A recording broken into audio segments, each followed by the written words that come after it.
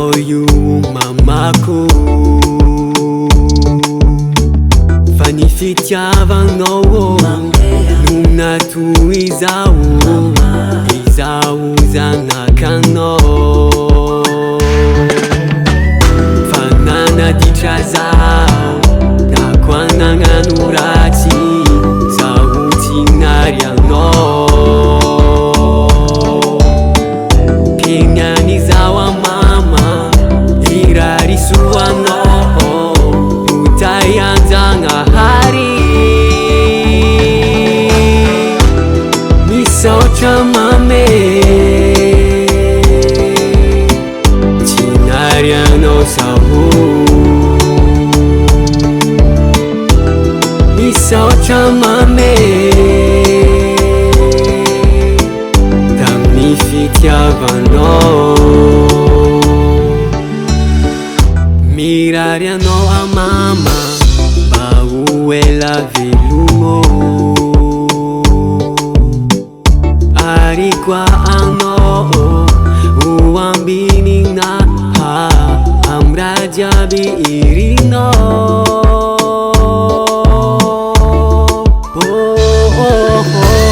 fa nanaditra zaho na koa nagnano ratsy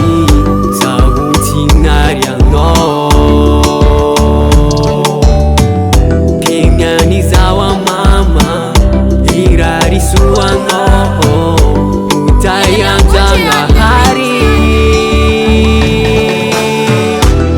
misaotra mame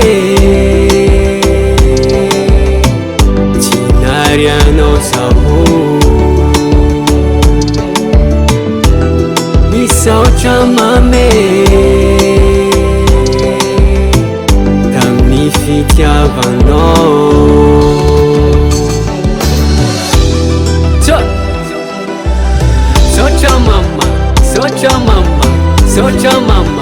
sotra mama ko tiano marigny zaho sotra mama ko ayaya ha misaotra mame tinary anao zaho misaotra mame tamin'ny fitiavanao